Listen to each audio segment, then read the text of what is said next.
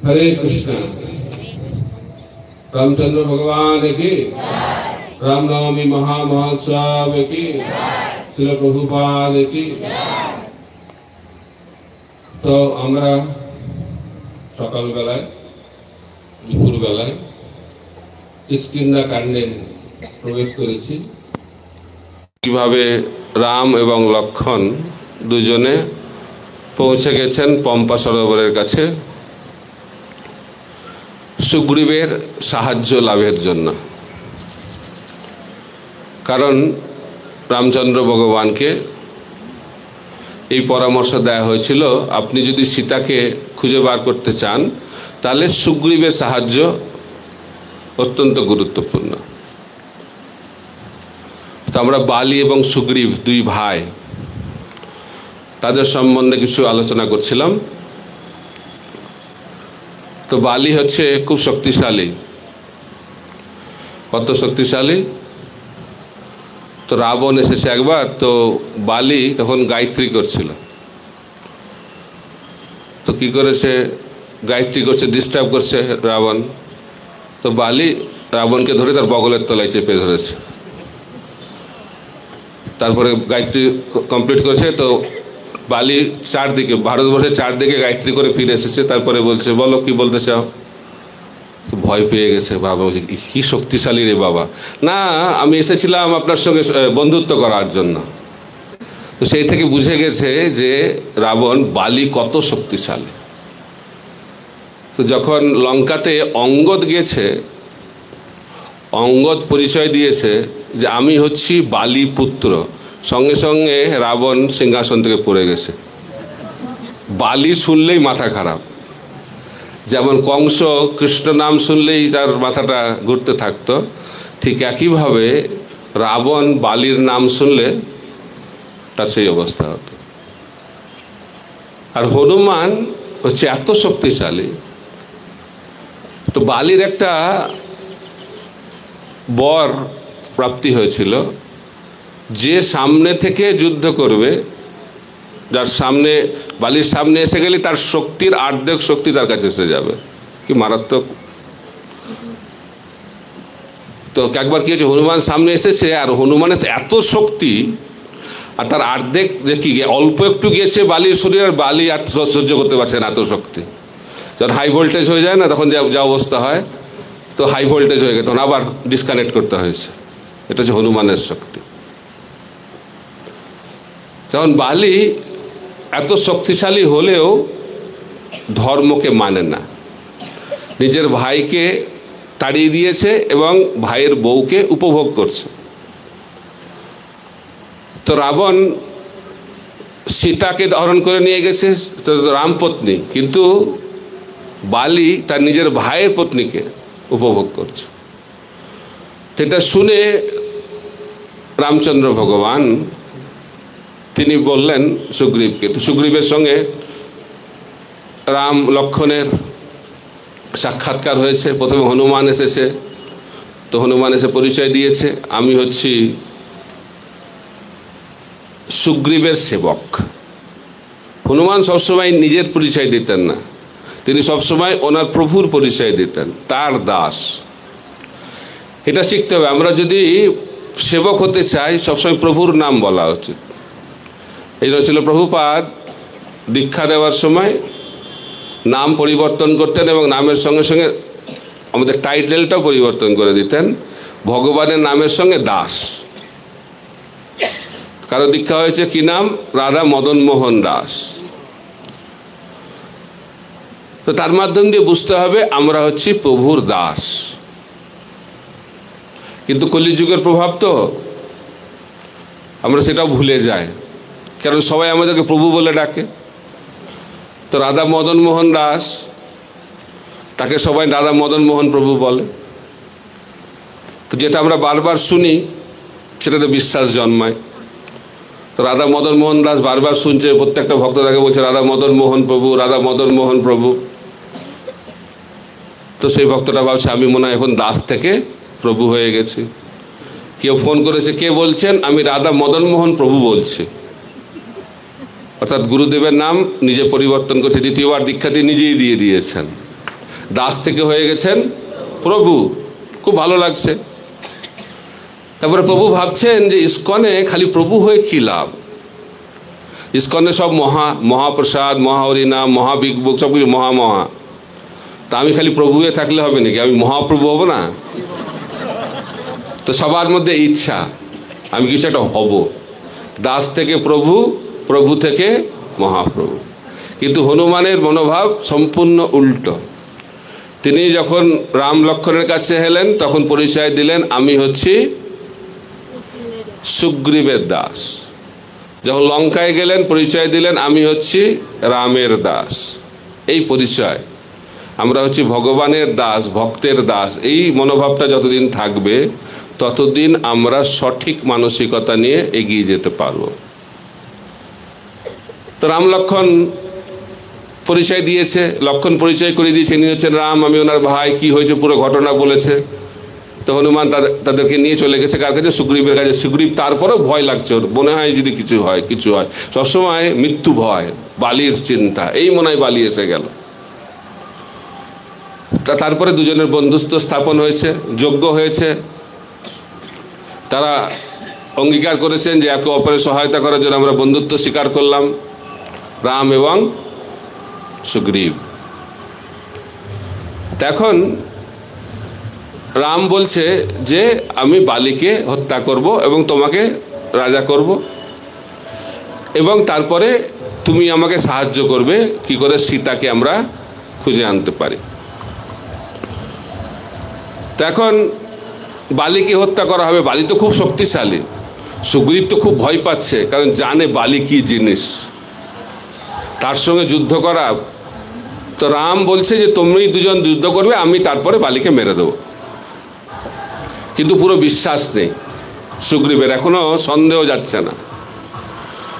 বলছে বালি 7টা কি গাছ ছিল? শাল গাছ। তো একটা তীর দিয়ে তার শাল গাছেরকে ছেদ করে দিত বালি। তো রাম একটা তীর নিয়েছে, তো তীর নিয়ে একটা তীরই 7টা তাল গাছকে ছেদ করে চলে গেছে পাতাল লোক। পাতাল লোক থেকে আবার ফিরে এসে আবার রামের কাছে ফিরে এসেছে। এটা থেকে অবাক হয়ে গেছে বালি, এই সুগ্রীব এরকম শক্তিশালী, তখন পুরো বিশ্বাস হয়ে গেছে। প্ল্যান বি থাকবে তাদের প্ল্যান এ, প্ল্যান বি থাকবে তাদের প্ল্যান এ আর কাজ করবে না। তাই যদি আমরা ভগবানের প্ল্যানকে আমাদের প্ল্যান হিসেবে গ্রহণ করি তাহলেই সেটা হচ্ছে শরণাগতি। ভক্তি মানে হচ্ছে শরণাগতি, শরণাগতি মানে হচ্ছে ভক্তি।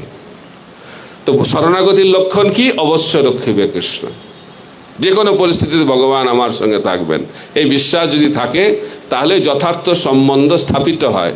কিন্তু সুগ্রীবের মধ্যে সেই বিশ্বাসটা ছিল না, কিন্তু ভগবান চেষ্টা করছেন শ্রদ্ধা সৃষ্টি করার জন্য। আমরা ভগবানের সঙ্গে সম্বন্ধ স্থাপন করার চেষ্টা করার থেকেও বেশি ভগবানের ইচ্ছা যে আমরা ভগবানের সঙ্গে সম্বন্ধ স্থাপন করি। এই জন্য ভগবান বারবার এই জগতে আসছেন। পরিত্রাণায় সাধুনাং বিনাশায় চ দুষ্কৃতম ধর্ম সংস্থাপনার্থায় সম্ভবামি। আমাদেরকে যদি কেউ গালি দেয় সেখানে কখনোই যাব না, যাওয়া তো দূরের কথা, মুখও দেখবো না তার। কিন্তু এই জগতের মানুষ কত ভগবানকে গালি দিচ্ছে, তাও ভগবান বারবার আসছেন। এটা হচ্ছে ভগবানের করুণা। ভগবান, আমরা কতটুকু চাই ভগবানের কাছে পৌঁছানো, তার থেকে অনেক বেশি গুণে ভগবান চান যে আমরা তার কাছে ফিরে যাই। কারণ ভগবান আমাদের এই দুর্গতি, দুরবস্থা, দুঃখ সহ্য করতে পারেন না। সেই কারণে তিনি বারবার এই জগতে অবতীর্ণ হন এবং তিনি তার প্রতিনিধিকে পাঠান, শাস্ত্র পাঠান, সমস্ত কিছুর মাধ্যম দিয়ে যেন তেন প্রকারণে বদ্ধজীবকে ভগবত ধামে ফিরিয়ে যাওয়ার জন্য। এখানে সুগ্রীবের মধ্যে বিশ্বাস জন্মগ্রহণ করাচ্ছেন ভগবান শ্রী রামচন্দ্র। এখন বিশ্বাস হয়ে গেছে, এখন সুগ্রীব রেডি বালির সঙ্গে যুদ্ধ করার জন্য।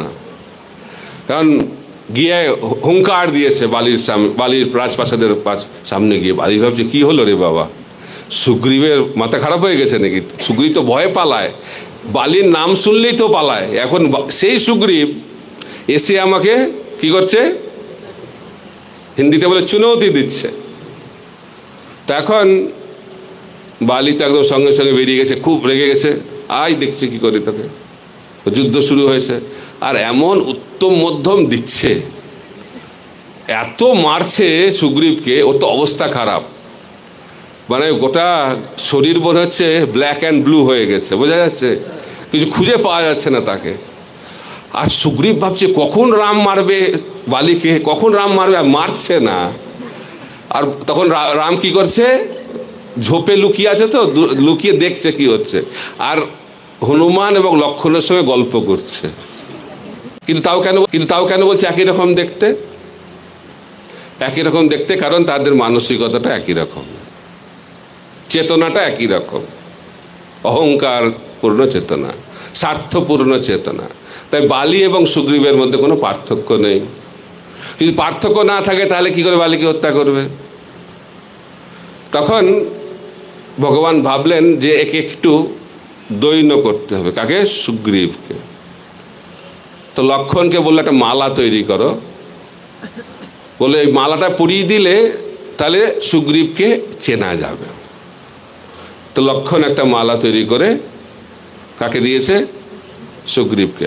আর সুগ্রীব মাথা নিচু করে মালাটা পরেছে। এই যে মাথা নিচু করলো, তাতেই ভগবান সন্তুষ্ট হয়ে গেল। তাই ভগবান চায় আবার মাথাটা একটু নিচু করি। সুগ্রীব মানে হচ্ছে মাথা নিচু, সুগ্রীব, যার গ্রীব মানে এটা হচ্ছে খুব সুন্দর। কেন সুন্দর? মাথাটা নিচু করে থাকে। তাই কাদেরকে দেখতে খুব সুন্দর লাগে? যাদের মাথাটা নিচু। কিন্তু এই জগতে যারা সুন্দর তারা মাথাটা নিচু করে এরকম, যারা এইভাবে ভগবান তাদের দিকে তাকাবে না। তাই ভগবান যদি আমাদের দিকে তাকাতে চায় তাহলে আমাদেরকে কি করতে হবে? মাথাটা নিচু করতে হবে। এই জন্য বলা হচ্ছে শরীরের তপস্যা হচ্ছে মাথা নিচু করে ভগবানকে প্রণাম করা। তাই সাউথ ইন্ডিয়াতে মন্দিরে ইচ্ছা না থাকলেও আপনাকে মাথাটা নিচু করতে হবে, কারণ দরজাটা এত নিচু, যদি মাথা নিচু না করেন মাথায় লাগবে। তো সেই মাথা লাগার ভয়ে মাথাটা নিচু করতে হবে। এটাই ভগবানের হচ্ছে পরিকল্পনা। তো এখানে লক্ষ্মণ যখন মালাটা পরালো, তখন সুগ্রীব মাথা নিচু করে মালাটা গ্রহণ করলেন বাহ্যিকভাবে। রাম দেখালেন যে এখন আমি চিনতে পারবো। আবার গিয়ে হুঙ্কার দিয়েছে, বালি বালি বালি। ভাবছি এখনই তো দিলাম ওকে, আবার এসে গেছে, কোনো লজ্জা নেই, কোনো লজ্জা নেই ওর। কিন্তু বালির পত্নী তারা বুঝতে পেরেছে, বলছে যে সুগ্রীবের এত সাহস, এটা ওর সাহস নয়, পেছনে কেউ আছে। তো দুর্বল ব্যক্তি যখন খুব ক্ষমতা দেখায়, বুঝতে হবে তার পেছনে কেউ আছে। কে বুঝতে পেরেছে? তারা অলরেডি খবর পেয়ে গেছে যে রাম লক্ষ্মণ এখানে ঘোরাঘুরি করছে, আর সুগ্রীবের সঙ্গে বন্ধুত্ব হয়ে গেছে। আর তারা আরো ভালো করে জানেন রাম লক্ষ্মণ কে এবং তাদের শক্তি কি। তখন তারা বালিকে কি করেছে? সাবধান করে দিয়েছে, দয়া করে যেও না, কারণ গেলে আর ফিরে আসবে না। কিন্তু অসুর বুদ্ধি, সুবুদ্ধি নাই তো, এই জন্য সদুপদেশ মাথায় ঢুকবে না। ঠিক যেভাবে রাবণের মাথায় ঢুকলো না, রাবণকে কে সদ্বুদ্ধি দিয়েছিল? মারিচ, মাথায় ঢুকলো না। একই জিনিস হচ্ছে বালি নিজের পত্নী সদ্বুদ্ধি দিচ্ছে, রাবণকেও ওনার পত্নী মন্দাদরী বুদ্ধি দিয়েছে, শুনছে না। তাই আসরিক প্রবৃত্তি পরায়ণ ব্যক্তিরা সদ উপদেশ গ্রহণ করেন না। তো এখানে দেখা যাচ্ছে যে বালি শুনল না তার স্ত্রীর কথা, পত্নীর কথা, আবার শুরু হয়ে গেছে যুদ্ধ হয়েছে। তো বালি দেখছে এখন মালা পরে চলে এসছে সুগ্রীব। তো অনেক জায়গায় বলছে বালির সঙ্গে সঙ্গে মালাটাকে ছিঁড়ে ফেলেছে। তো এখন যেই শুরু হয়েছে আবার বালি দিতে শুরু করেছে। বালি তো প্রচন্ড শক্তিশালী না, সুগ্রীব ধারে কাছে আসতে পারবে না, এত শক্তি বালির। তো হচ্ছে আবার ওরকম মার খাচ্ছে। আর যখন এইভাবে তুলে সুগ্রীবকে তুলে আছাড় দিয়ে মেরে ফেলবে বালিকে, যখন এরকম অবস্থা হয়েছে, সঙ্গে সঙ্গে মুহূর্তের মধ্যে একটা তীর এসে বালির হৃদয়কে বিদীর্ণ করে দিল, আর বালি সঙ্গে সঙ্গে ভূমিতে পতিত হয়ে গেল। বুঝতেই পারছে না কেউ, হঠাৎ। তো বালি ভাবছে যে কি আমাকে তীরবিদ্ধ করলো। তো সেই সময় কে তীর মারছে যুদ্ধে, প্রত্যেকটা তীরে নাম লেখা থাকে এটা কার তীর। তো বালি সেই তীরটাকে বার করে দেখছে যে কার এই তীরটা। তো যখন কিছুটা বার করেছে হৃদয় থেকে, তখন দেখছে সেখানে লেখা আছে রাম নাম। তখন বুঝতে পেরেছে যে এটা হচ্ছে রামের তীর, রাম নাম উচ্চারণ হয়েছে।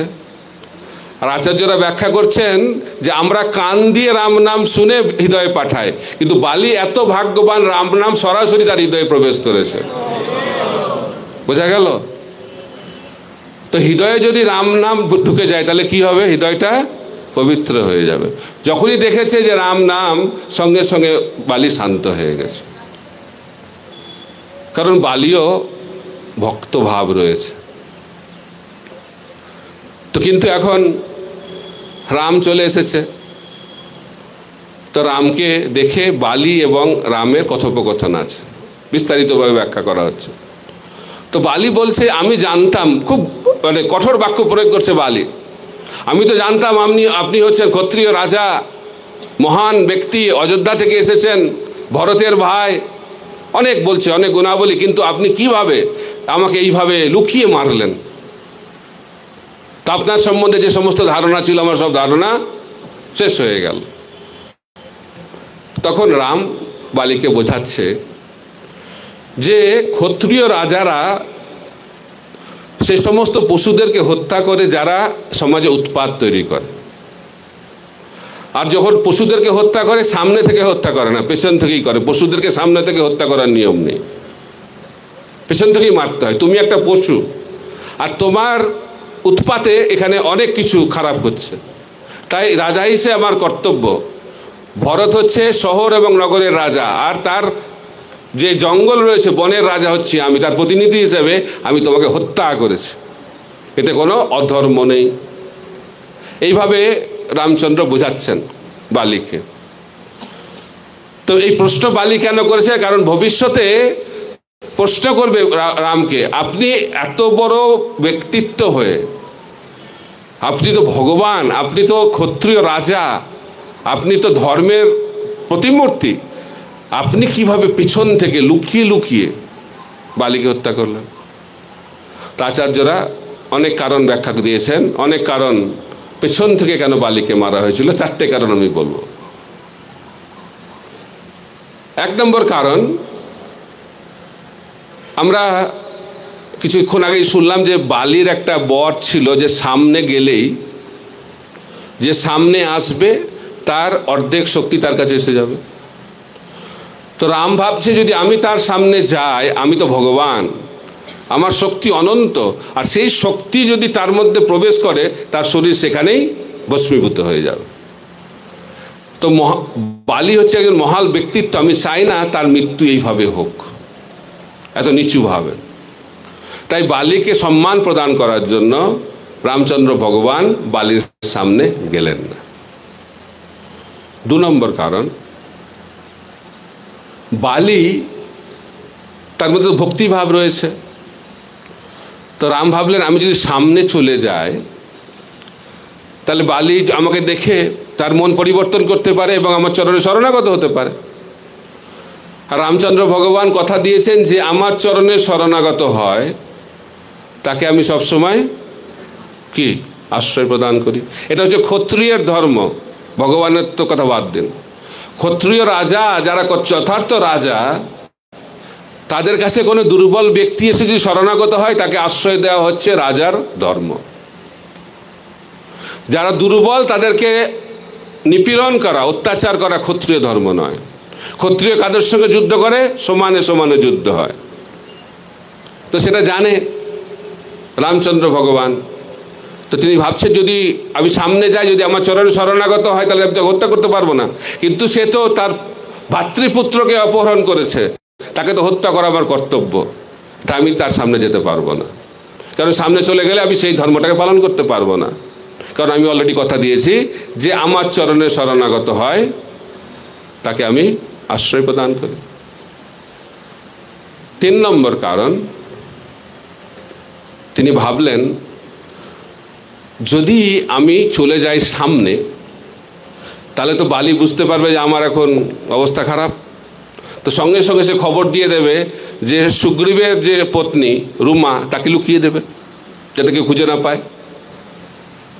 তাই রামচন্দ্র চাইলেন না যে সীতার মতো অবস্থা হোক রুমার, কারণ তিনি কত দুঃখ পাচ্ছেন যে কিভাবে সীতা অপহরণ হয়ে গেল, কোথায় আছে সীতা জানে না।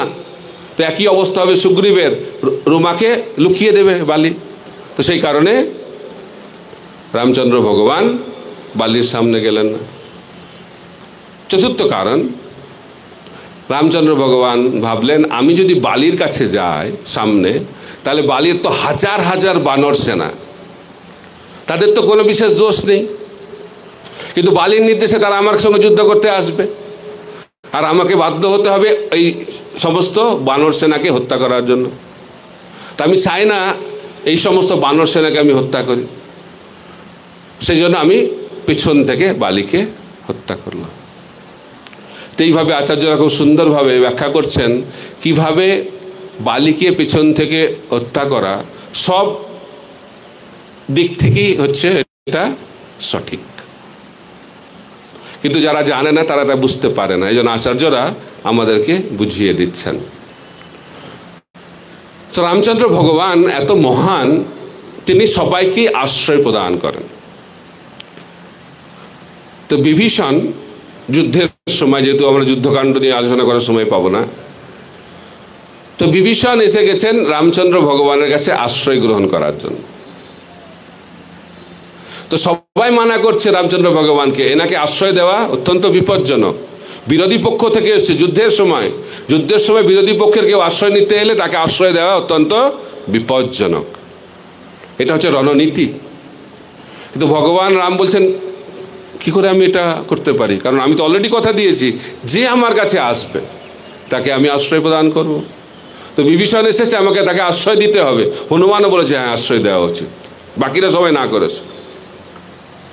তো ভগবান রাম তো আশ্রয় দিয়েছেন বিভীষণকে, খালি আশ্রয় দেননি, বিভীষণকে লঙ্কার রাজা ঘোষণা করে দিয়েছে। যুদ্ধ শেষ হয়নি, কিন্তু রাবণ বেঁচে আছে, লঙ্কার রাজা কি হয়ে গেল? বিভীষণ। দেখেছেন কিরকম প্রভু, এরকম প্রভু পেলে ভালো না? যথার্থ প্রভু, উদার।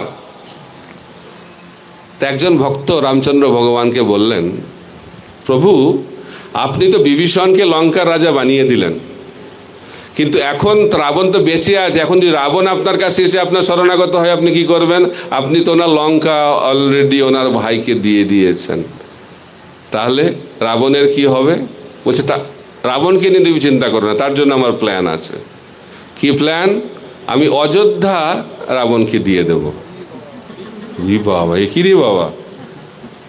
তখন বলছে আরেকজন ভক্ত যে হে রাম, তো আপনি তো অযোধ্যা ভরতকে দিয়েছেন, তো সেই অযোধ্যা যদি আপনি রাবণকে দিয়ে দেন তাহলে ভরতের কি হবে? বলছে ভরতের চিন্তা তোমাকে করতে হবে না, তার চিন্তা আমার আছে। কি করবেন? পুরো বৈকুণ্ঠকে আমি দিয়ে দেব।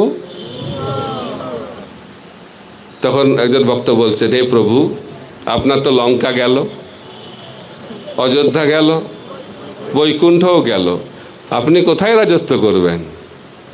বলছে সেটা নিয়েও তোমাকে কত চিন্তা করতে হবে না, আমার রাজত্ব করার নিত্য সাম্রাজ্য রয়েছে। কোথায় ওটা? হনুমানের হৃদয়। হনুমানের হৃদয়ে আমি নিত্য রাজত্ব করি। তো ভগবান কোথায় রাজত্ব করেন? শুদ্ধ ভক্তের হৃদয়ে। তখন হনুমানের দিকে চলে যেতে হবে একটু। তো হনুমানকে ছাড়া রামায়ণ হয় না। তো অনেকে রামকথা বলে, কিন্তু রামকথা সম্পূর্ণ হবে না যদি হনুমানের কথা আমরা না বলি। ভক্ত ছাড়া ভগবান অপূর্ণ। আর উত্তর ভারতে তো রামকথার থেকে হনুমান কথা বেশি প্রসিদ্ধ, কারণ হনুমানের কৃপা না হলে রামের কৃপা তো পাওয়াই যাবে না। তো হনুমান রামের খুব প্রিয়। কতটা প্রিয়? খুব প্রিয়। তো রাম একটা বই বার করেছে, তো বইয়ে সমস্ত ভক্তদের নাম লিখেছে, যে সমস্ত ভক্তদের হৃদয় পবিত্র, যারা সবসময় রামের কথা চিন্তা করে। তো হনুমান সেই বইয়ের খবর পেয়েছে, তো দেখতে গেছে বইটা, ব্যাস পূজা বইয়ের মতো, যে আমার নামটা আছে কিনা নাকি। দেখেছে, প্রথম পাতা থেকে শেষ পাতা পর্যন্ত দেখছে, অনেক ভক্তের নাম, খুব খুশি হয়েছে। কিন্তু পুরো বই খোঁজাখুঁজি করে দেখা গেল যে হনুমানের নামটা সেখানে নাই। তো হনুমান দুঃখ পেল। কেন দুঃখ পেল? নাম নাই বলে নয়। তো হনুমান ভাবলো যে তাহলে আমি কিছুই করতে পারিনি ভগবানের জন্য, আমার জীবনটা বিফল হয়ে গেল। যারা যত বেশি করে তারা ভাবে আমার দ্বারা কিছু হচ্ছে না, যাদের কিছু করে না তারা ভাবে অনেক কিছু করেছি, লিস্ট তৈরি করে, আমি এটা করেছি, ওটা করেছি, এটা করেছি, ওটা করেছি। যারা লিস্ট করবে তাদের ভগবানের লিস্টে তাদের নাম থাকবে না। এই জন্য আমাদের লিস্টটাকে বন্ধ করতে হবে। যদি ভগবানের লিস্টে আমাদের নামটা ঢোকাতে হয় তাহলে আমাদের লিস্টটা বন্ধ করতে হবে। তো হনুমান একটু দুঃখ পেয়েছে। তো হনুমান এই দুঃখ ভাবটা প্রকাশ পেয়ে যাচ্ছে মুখের মধ্যে। তো রামচন্দ্র ভগবান বলছে কি হয়েছে? বলছে না না ঠিক আছে। ভক্তদের এটা আর একটা ব্যাপার, সব কিছু ঠিক থাকলেও বলবে সব ঠিক আছে, সব ঠিক আছে। বলছে না না কিছু তো হয়েছে, কিছু তো হয়েছে। তখন হনুমান বুঝিয়ে বলেছে যে কি হয়েছে। তো রামচন্দ্র বলছে কোন বইটা তুমি দেখেছো? বলছে কোন বইটা? একটাই তো বই শুনেছি। বলছে না না ওটা হচ্ছে পার্ট 1, পার্ট 2টা দেখেছো তুমি? বলছে পার্ট 2 তো শুনিনি, দেখবো কি? বলছে পার্ট 2টা দেখো। তো বলে রামচন্দ্র ভগবান হচ্ছে পার্ট 1-এ সেই সমস্ত ভক্তের নাম লিখেছি যারা আমার কথা চিন্তা করে, রাম বলছে। আর পার্ট 2-তে আমি সেই সমস্ত ভক্তদের নাম লিখেছি যার কথা আমি চিন্তা করি। তো হনুমান একটু আশার আলোক দেখেছে, তো গিয়েছে দ্বিতীয় বইটা দেখতে, পার্ট 2, প্রথম পাতা থেকে শেষ পাতা খুঁজেই যাচ্ছে, খুঁজেই যাচ্ছে। দেখছে একটাই খালি নাম, সেই নামটা হচ্ছে হনুমান, আর কোনো নাম নেই। কি নাম? হনুমান। তাই ভক্তরা ভগবান রামের কথা চিন্তা করে, আর রাম কার কথা চিন্তা করে? হনুমানের কথা চিন্তা করে। কেন কেন করে সেটাও আপনাদেরকে জানতে হবে। কারণ হনুমান হচ্ছেন একজন মহান সেবক, আর মহান সেবক মানে তিনি হচ্ছেন দৈন্যতা চূড়ামণি। তো হনুমান তো হচ্ছে প্রধান, এই রাম লীলাতে প্রধান নায়ক। লঙ্কায় যুদ্ধে প্রধান নায়ককে হনুমান। এখন হনুমান এত বড় কাজ করার পরেও যখন দাপর যুগে কৃষ্ণচন্দ্র ভগবান আবির্ভূত হলেন, তখন হনুমানের স্থান কোথায় হলো? অর্জুনের রথের পতাকা। নায়ক হয়ে গেল দর্শক, হিরো হয়ে গেল জিরো। হনুমান কি কমপ্লেন করলো ভগবানের কাছে? অভিযোগ, এটা কি ধরনের বিচার? আমি এত কিছু করলাম আপনার জন্য ত্রেতা যুগে, দাপর যুগে, এই ফল? এত কিছু করার পরেও আপনি আমাকে পতাকা বানিয়ে দিলেন, দর্শক বানিয়ে দিলেন, জিরো বানিয়ে দিলেন। এরম বলছে কি? না। হনুমান হিরো হতে চান না, জিরো হতে চান না। হনুমান নায়কও হতে চান না, দর্শকও হতে চান না। হনুমান কি চান? ভগবান রামচন্দ্র যেটা চান সেটাই তিনি চান। তার নিজের কিছু চাওয়া পাওয়া নেই। এটা হচ্ছে শুদ্ধ ভক্তের লক্ষণ। অন্নাভিলাষিতা শূন্যম। নিজের কোনো অভিলাষ থাকবে না, একটাই অভিলাষ, যেটা ভগবানকে সন্তুষ্ট করবে, সেটাই হচ্ছে আমার ইচ্ছা। তো তিনি যদি আমাকে হিরো বানাতে চান, হিরো হব। যদি আমাকে জিরো বানাতে চান, জিরো হব। যদি পতাকা বানাতে চান, পতাকা হব। যা বানাতে চান ভগবান শ্রীরাম, আমি সেটাই হতে চাই, কোনো অসুবিধা নেই। তাই ছোট হতে শিখতে হবে। যারা ছোট হয় তারাই বড় হতে পারে, যারা নিচে থাকে তারা উপরে যায়। একবার একটা রাজা, নাস্তিক রাজা, জিজ্ঞেস করছে তার মন্ত্রীদেরকে, তোমরা তো ভগবানকে মানো, আমি তো ভগবানকে মানি না, তোমরা ভগবানকে মানো, তো জানো কি ভগবান সারাদিন কি করে? সারাদিন ভগবানের কি কাজ, ডেলি শিডিউলটা আমাকে জানাও তো। বজ্রপাত হয়ে গেছে। ভগবানকে মানি কিন্তু ভগবান সারাদিন কি করে জানি না, তো আমি কি করি সেটা জানি, কিন্তু ভগবান সারাদিন কি করে আমি তো জানি না। এখন রাজা প্রশ্ন করেছে, উত্তর না দিলে তো গর্দান যাবে, কি হবে এখন? খুব চিন্তা, খুব চিন্তা। তো একটা বাচ্চা ছেলে ছিল, সে বলছে আমি এই প্রশ্নের উত্তর দিয়ে দেবো। বলছে বাহ, অনেক সময় বাচ্চারা আমাদেরকে বাঁচায়, বোঝা গেল? অনেক সময় বাচ্চাদের বুদ্ধি আমাদের থেকে বেশি হয়ে যায়।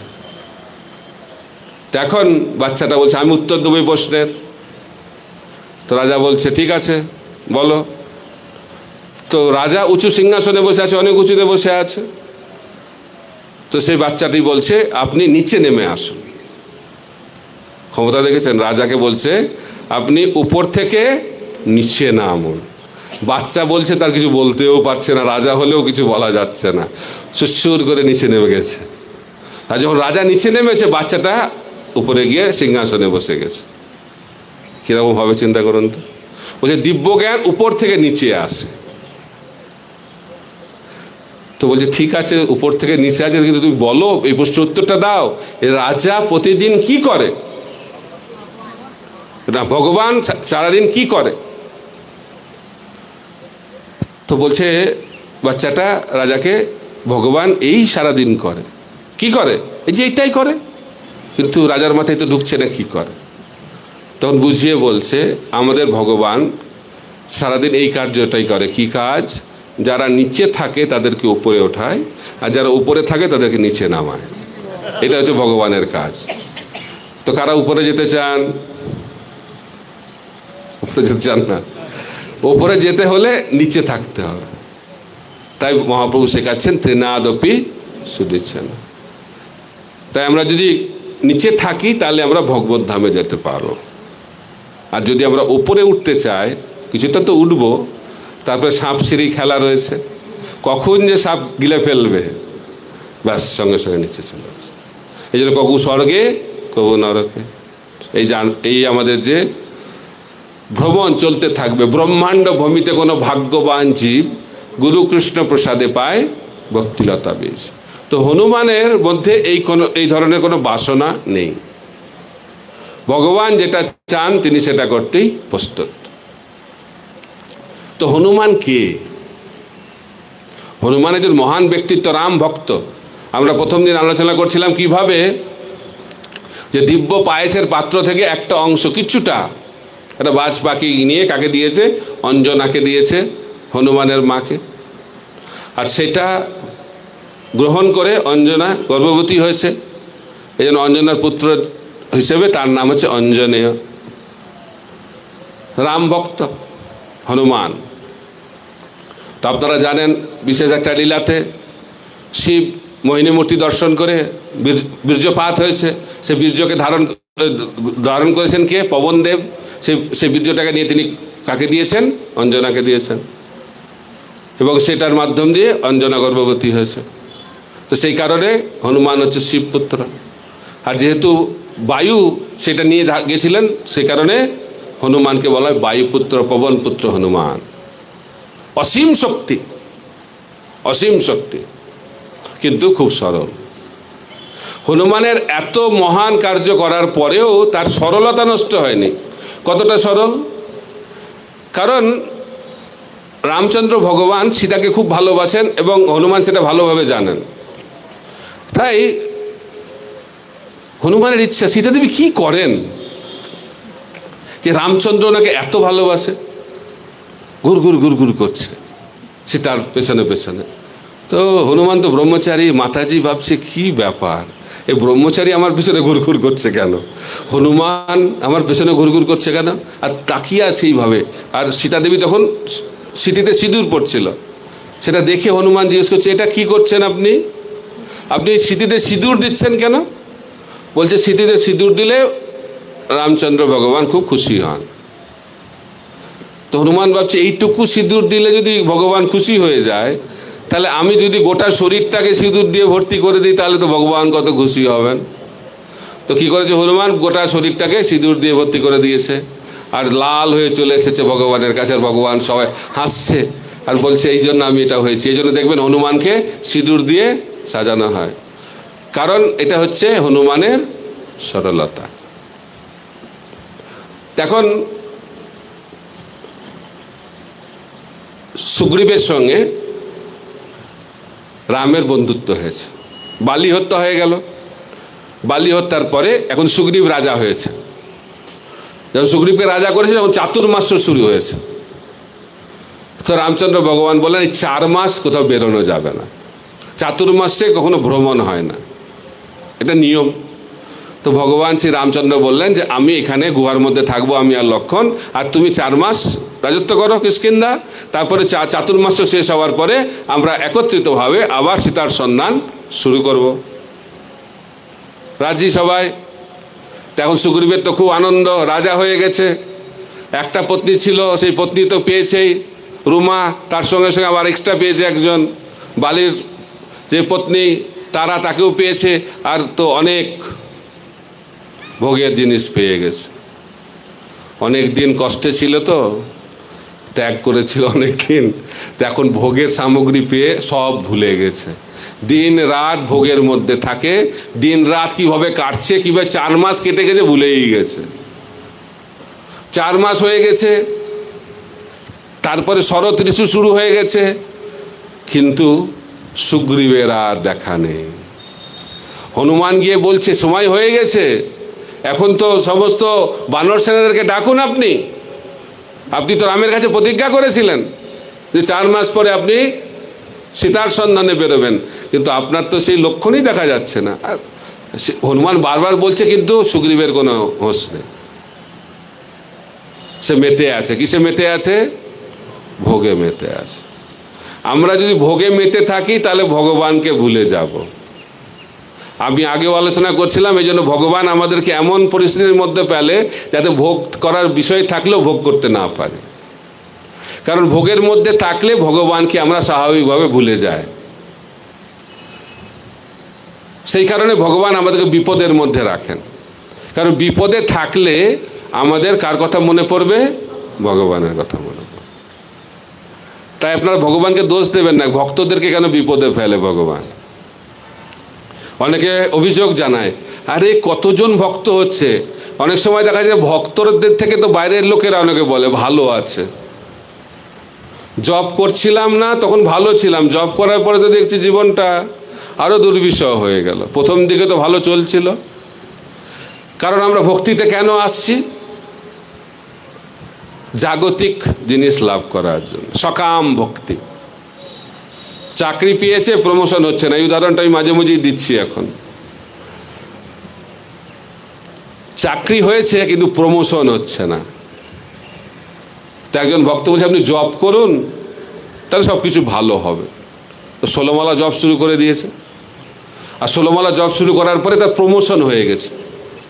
তখন নামে খুব বিশ্বাস, বাহ ভগবান তো অত্যন্ত কৃপাময়, এতদিন প্রমোশন হচ্ছিল না, 16 মালা যেই শুরু করলাম প্রমোশন হয়ে গেল। তাহলে 16 মালা কেন করবো, আমি 32 মালা করলে ডবল প্রমোশন হবে। তো 32 মালা শুরু করে দিয়েছে, আর 32 মালা শুরু করার কয়েকদিন পরে চাকরিটা চলে গেছে। কি হবে এখন? এটা হচ্ছে আমাদের শ্রদ্ধা। তারকম ভাবছে তাহলে জব করে কি লাভ? জব না করলে চাকরিটা ছিল, জব করে তো চাকরিটাই গেল, তা জব করা কি দরকার?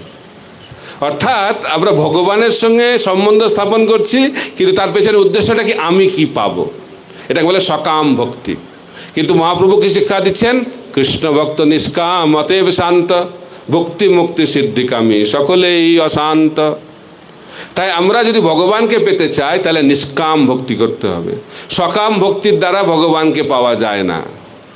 সকাম ভক্তির দ্বারা ভগবানের যে জড় শক্তি তার ঐশ্বর্য লাভ করা যায়। আমরা ঊর্ধ্বলোকে যেতে পারবো, কিন্তু ভগবানকে লাভ করতে পারবো না, আর ভগবানের প্রেম ভক্তি লাভ করতে পারবো না। ভগবানের প্রেম ভক্তি লাভ করতে গেলে নিষ্কাম ভক্তি করতে হবে। আর আমাদের মনটা সবসময় অশান্ত কেন? ভক্তি মুক্তি সিদ্ধিকামী সকলেই অশান্ত। যার হৃদয়ে জড় কামনা বাসনা রয়েছে তার মনটা সবসময় অশান্ত থাকবে।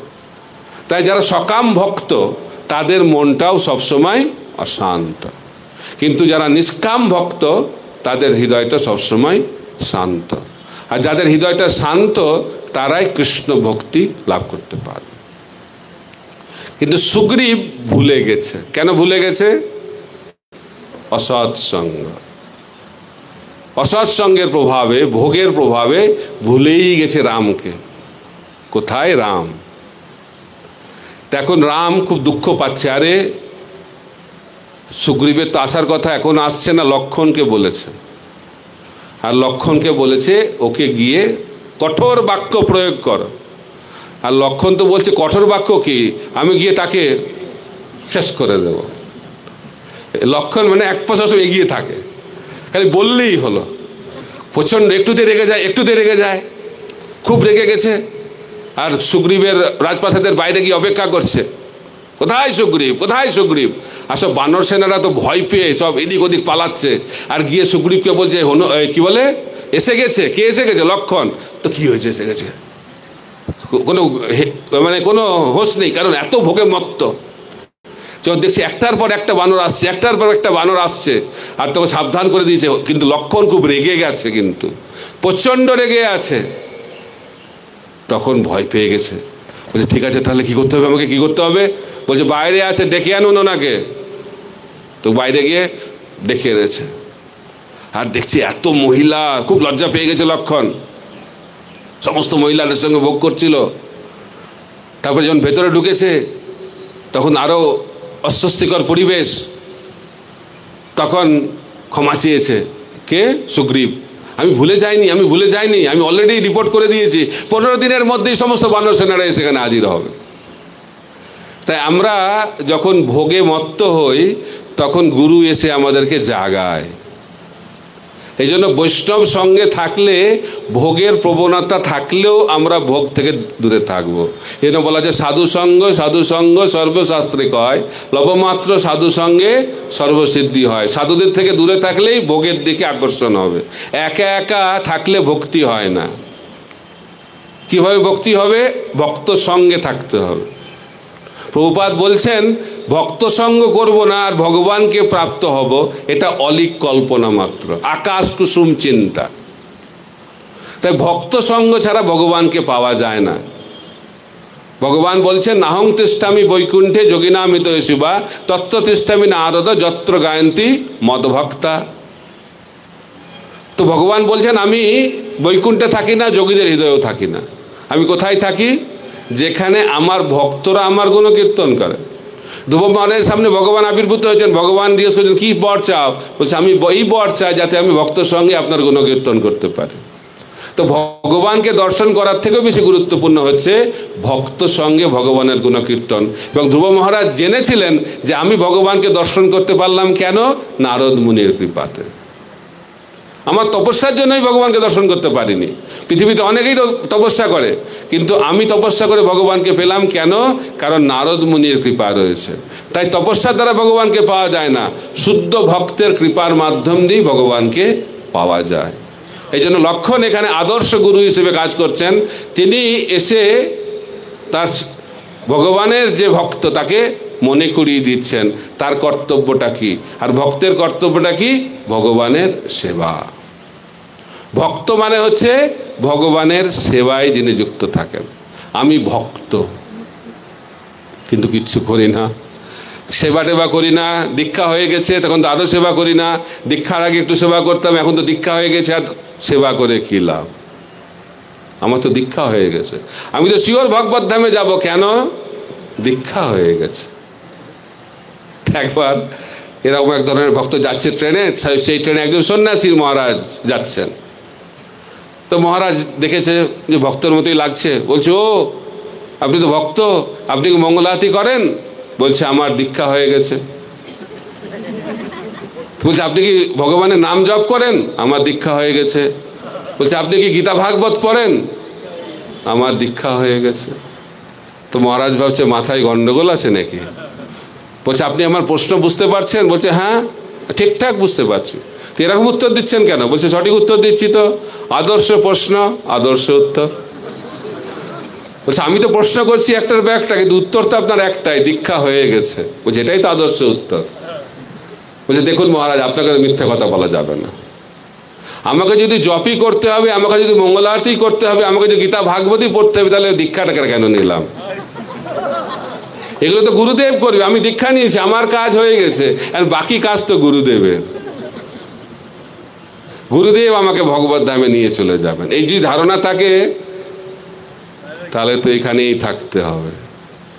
গুরুদেবের জবটা তো গুরুদেবকেই করতে হয়, আর আপনার জবটা আপনাকেই করতে হবে, গুরুদেব আপনার জবটা করে দেবেন না। তাই আমাদেরকে আমাদের কার্য করে যেতে হবে, গুরুদেব আমাদেরকে পথ দেখাবেন। গুরু মহারাজ বলছিলেন একবার, গুরুদেব হচ্ছে লিড বার্ড, অর্থাৎ তিনি হচ্ছেন একটা পাখি যিনি নেতৃত্ব দিচ্ছেন, আর শিষ্যরা হচ্ছে সেই পাখির দল। তো সেই পাখি আমাদেরকে পথ দেখাবেন কিভাবে আকাশপথে বিচরণ করতে হয়। কিন্তু উঠতে হবে কাকে? আমাকেই উঠতে হবে। ঠিক একইভাবে ভগবত ধামে যেতে গেলে আমাদেরকেই ভক্তি করতে হবে, কিন্তু গুরুদেব দেখিয়ে দেবেন কি করে ভক্তি করতে হয়। আমরা যদি গুরুদেবের কথা শুনে চলি এবং সেই পথে চলি, তাহলে আমরা ভগবত ধামে পৌঁছে যাব। এটা হচ্ছে গুরুদেবের কাজ। তাই লক্ষণ একজন আদর্শ গুরু হিসেবে সুগ্রীবকে মনে করিয়ে দিলেন যে তোমার যে দায়িত্ব কর্তব্য সেটা আবার শুরু কর। এখন সুগ্রীব তো তার সেবা শুরু করেছে, বিভিন্ন দিকে চলে গেছে বানরেরা।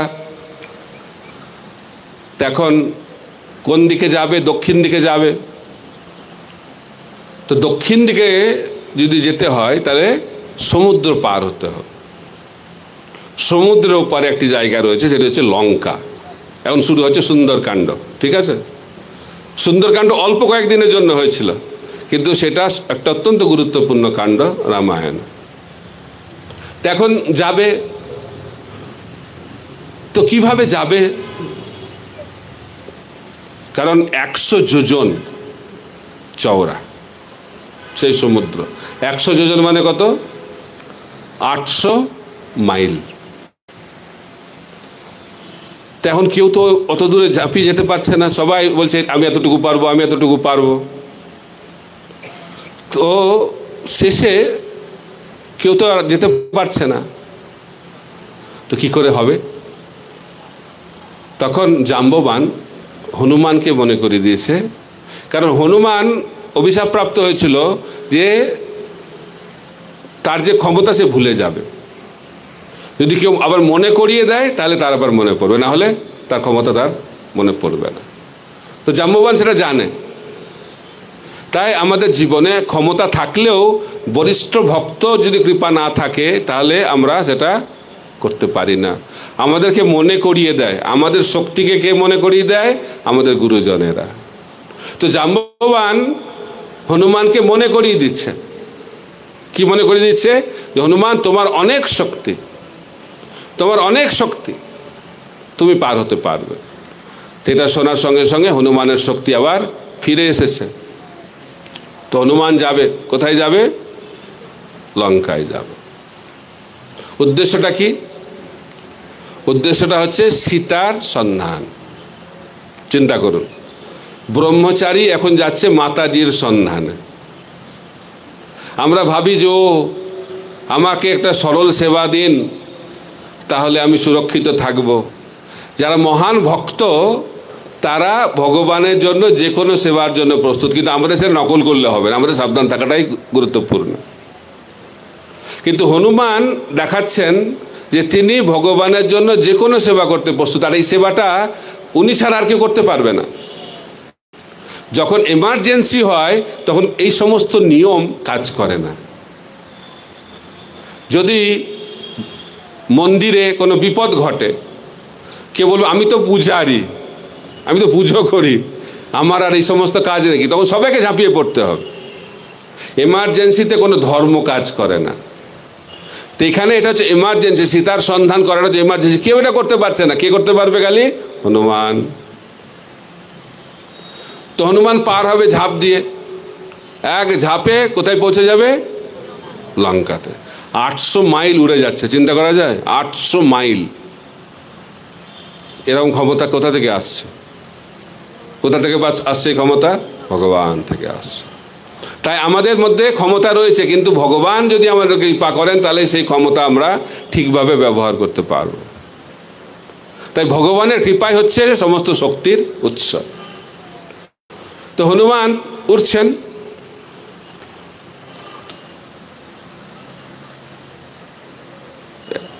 সাড়ে ছটা, তার আগে একটু গ্যাপ হবে তো নাকি?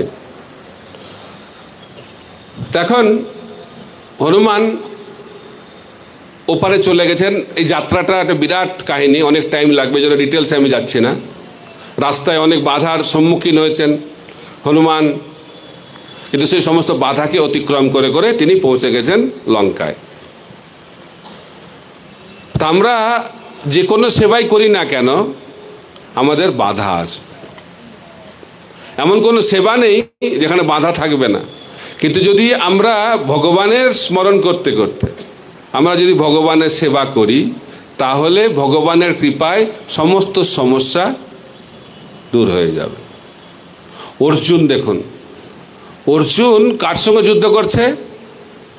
দ্রোণাচার্য, ভীষ্ম পিতামহ, এই সমস্ত যোদ্ধাদের সঙ্গে যুদ্ধ করা সম্ভব অর্জুনের পক্ষে? একদম সম্ভব নয়।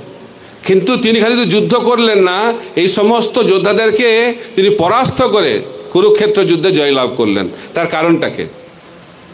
তার কারণটা হচ্ছে ভগবান। যত্র যোগেশ্বর কৃষ্ণ যত্র পাত্র ধনুর্ধর তত্র শ্রী বিজয়ের ভূতি ধ্রুবানীতির মতির মম। যেখানে ভগবান এবং ভগবানের ভক্তের আশীর্বাদ রয়েছে, সেখানে জয় হবেই। তো সেই বিশ্বাস নিয়ে যদি আমরা সেবা করি, তাহলে অবশ্যই আমরা জয়লাভ করব। তাই হনুমান তিনি ক্রেডিট দিচ্ছেন না আমি কত শক্তিশালী, তিনি ভগবানের উপর নির্ভরশীল হয়ে সেবা শুরু করেছেন এবং 100 যোজন লাফিয়ে তিনি লঙ্কায় প্রবেশ করেছেন। তারপরে লঙ্কায় প্রবেশ করে হনুমান কি করছেন তার বর্ণনা একটু পরে আবার আমরা শুরু করব। হরে কৃষ্ণ।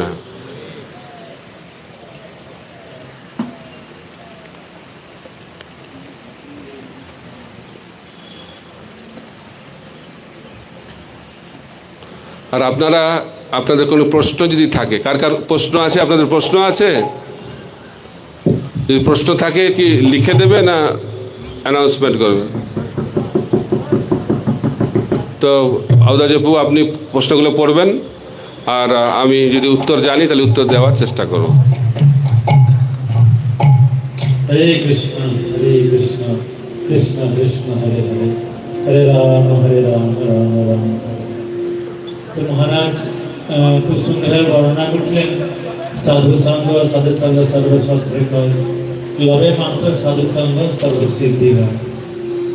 তো কালিদাস আমাদের পদকর্তা তিনি একটি ভজন লিখেছেন, আমার মনে পড়ে গেল। এই ভজনটা আমরা গাইব, আপনার সকলে আমার সঙ্গে গাওয়ার চেষ্টা করবেন। আমরা সংসারে কিভাবে কষ্ট পাচ্ছি তার বর্ণনা করেছেন উনি। এ ঘর সংসারে করিয়া মানব না পায়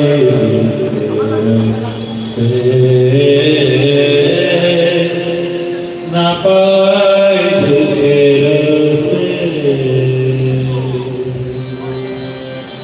সাধু সঙ্গ হরি হরি ভালে যদি তবে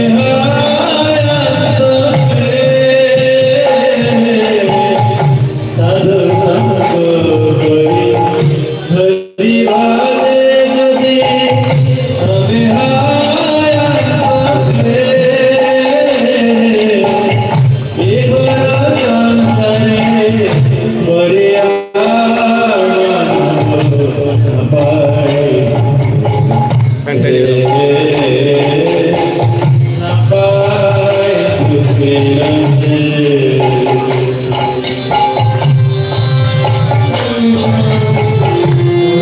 Oh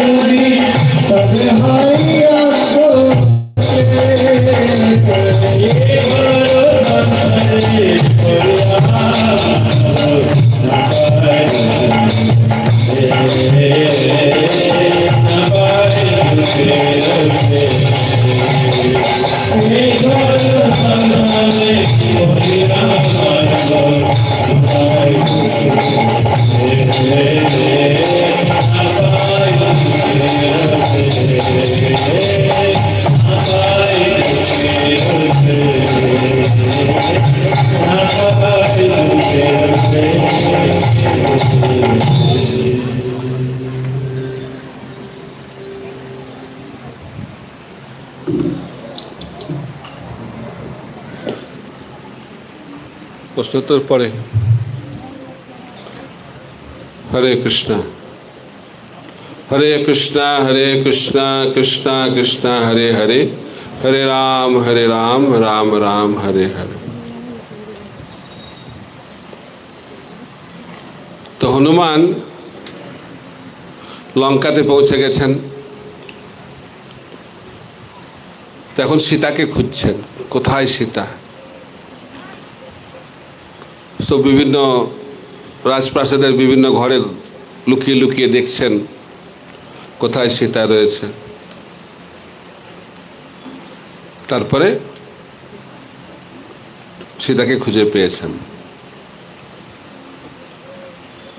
তো সীতা দেবী কোথায় থাকতেন আপনারা জানেন, লঙ্কাতে অশোক বনে। তো সেখানে তিনি থাকতেন, আর রাবণ প্রতিদিন এসে খুব উৎপাত করতেন, উৎপাত, ভয় দেখাতেন, বোঝাতেন। কিন্তু সীতাদেবী সবসময় রাবণকে সম্মান দিয়ে কথা বলতেন। তো একবার সীতাদেবী রাবণকে বলেছেন যে আপনি রামের সঙ্গে বন্ধুত্ব স্থাপন করুন, হাত ধরে বন্ধুত্ব স্থাপন করুন। এইভাবে সীতাদেবী দেখাচ্ছেন প্রতিকূল পরিস্থিতির মধ্যেও কিভাবে আদর্শ আচরণ বজায় রাখতে হয়। এত নিম্ন স্তরের ব্যক্তি এত নিম্নভাবে আচরণ করছেন সীতাদেবীর সঙ্গে, কিন্তু সীতাদেবী সবসময় ভদ্র এবং সম্মান দিয়ে ব্যবহার করছেন। তাই সম্মানসূচক ব্যবহার এটা হচ্ছে ভক্তের অলংকার। তো ভক্তকে কি করে চেনা যাবে? কিভাবে আচরণ করছে ভক্ত। খালি বললে হবে না, আচরণের মাধ্যম দিয়ে শিক্ষা দিতে হবে, এটা বলে আচার। শিল ভক্তিসিদ্ধ সরস্বতী ঠাকুর প্রভুপাদ বলতেন, প্রচার যে করতে চায় তো তাকে প্রথমে বিচার অর্থাৎ শাস্ত্র জানতে হবে। শাস্ত্র সিদ্ধান্ত যিনি জানতে পারেন তিনি প্রচার করার প্রাথমিক যোগ্যতা অর্জন করেন। বিচার, বিচারের পরে আচার। আচার মানে যেটা আমি জানলাম সেটা জীবনে আচরণ করা। আর যখন আমরা আচরণ করব তখন আমরা প্রচার করতে পারব। যদি আমি আচরণ না করি, খালি বলি, তাহলে প্রচার হবে না। লেকচার দিয়ে প্রচার হয় না। কি দিয়ে প্রচার হয়? আচরণ দিয়ে প্রচার হয়। তো বলা হচ্ছে শুদ্ধতাই হচ্ছে বল। প্রভুপাদ বলতেন প্রচার হচ্ছে সার, আর শুদ্ধতাই হচ্ছে বল। তো যারা শুদ্ধ তাদের আচরণটা অত্যন্ত উন্নত মানের হয়। শুদ্ধ ভক্তের আচরণ অত্যন্ত উন্নত মানের। প্রভুপাদ বলছেন যারা ভগবানের শুদ্ধ ভক্ত তাদেরকে যদি কেউ হত্যা করারও চেষ্টা করে, সেই ভক্তের হৃদয়ে প্রতিশোধ স্পৃহা থাকে না। তাদের জন্য ভক্তরা প্রার্থনা করে। উদাহরণ হচ্ছে প্রহ্লাদ মহারাজ। প্রহ্লাদ মহারাজকে ওনার বাবা কত না প্রচেষ্টা করেছে তাকে হত্যা করার জন্য, কিন্তু যখন হিরণ্যকশিপুকে হত্যা করা হলো, নৃসিংহদেব ভগবান তাকে হত্যা করলেন, তখন প্রহ্লাদ মহারাজ তার বাবার হয়ে ক্ষমা চেয়ে নিচ্ছেন। বলছে, হে প্রভু, আমার বাবা তো আপনার চরণে অপরাধ করেছে, তো আপনি ওনাকে ক্ষমা করুন, ওনাকে উদ্ধার করুন। তখন নৃসিংহদেব ভগবান বললেন, প্রহ্লাদ এটা তোমাকে বলতে হবে না। যে কুলে তোমার মতো মহাভাগবত জন্মগ্রহণ করেছে, তো সেই কুলের কত পুরুষ? কত? 21 পুরুষ এদিক আর ওদিক সব উদ্ধার পেয়ে যাবে। তাই ভগবানের শুদ্ধ ভক্তরা এই জগৎকে উদ্ধার করে দিতে পারে। বাসুদেব দত্ত মহাপ্রভুকে বললেন, আমার মনে একটা ইচ্ছা। কি ইচ্ছা? যে এই জগতের জীবেরা এত কষ্ট পাচ্ছে, আমি চাই তারা উদ্ধার প্রাপ্ত হোক, এবং তাদের যে নরক যন্ত্রণা, তার সমস্ত নরক যন্ত্রণা আমি নিজে গ্রহণ করতে চাই। তো মহাপ্রভু বললেন, তোমার ইচ্ছা তো পূর্ণ হবে, তোমাকে তো নরক যন্ত্রণা গ্রহণ করতে হবে না, তোমার ইচ্ছাতেই সমস্ত ব্রহ্মাণ্ড উদ্ধার পেয়ে গেছে। এটা হচ্ছে ভগবানের শুদ্ধ ভক্তের শক্তি। তো সীতা দেবী হচ্ছে তো ভগবানের অন্তরঙ্গা শক্তি, তার হৃদয় অত্যন্ত কোমল। আমরা শুনেছি কিভাবে রামচন্দ্র ভগবান বনবাসে রয়েছেন আর দেখছেন যে একটা কঙ্কাল পাহাড়ের একটা স্তূপ। তো রামচন্দ্র ভগবান দেখে অত্যন্ত ক্রোধান্বিত হয়েছেন, প্রশ্ন করেছেন যে কি ব্যাপার, এখানে এত কঙ্কাল পড়ে আছে কেন, এত হাড় পড়ে আছে কেন? তো একজন বলেছে এখানে রাক্ষসেরা থাকে, মুনি ঋষিদেরকে খেয়ে ফেলে, আর এই হাড়গুলো হচ্ছে মুনি ঋষিদের হাড়, কঙ্কাল। এটা শুনে রামচন্দ্র ভগবান অত্যন্ত ক্রোধান্বিত হয়েছেন, তীর ধনুক তুলে বলে কোথায় সেই অসুর, কোথায় সেই রাক্ষস, তাদেরকে আমি এখনই হত্যা করব। তো সীতা দেবী বলছেন প্রভু একটু শান্ত হন, প্রভু শান্তি শান্তি। তারা অসুর হতে পারে, রাক্ষস হতে পারে, কিন্তু তারাও তো আপনার সন্তান। বলছে না, আমি কথা দিয়েছি পরিত্রাণায় সাধুনাং বিনাশায় চ দুষ্কৃতাম, অসুরদেরকে বিনাশ করার জন্য আবির্ভূত হয়েছে, আমি তাদেরকে বিনাশ করব। তখন সীতা দেবী বলছেন আপনার হাতে তীর ধনুকটা এসে গেলেই আপনার মুডটা যেন বদলে যায়, তা আপনি তীর ধনুকটাকে একটু দূরে রাখুন। বলছে না, আমি তীর ধনুক ধারণ করব, কারণ এটা দিয়েই ধর্ম স্থাপিত হবে, কিন্তু তুমি যেহেতু ইচ্ছা করেছ তোমার ইচ্ছা আমি পূর্ণ করব। কিন্তু এই লীলাতে সম্ভব নয়।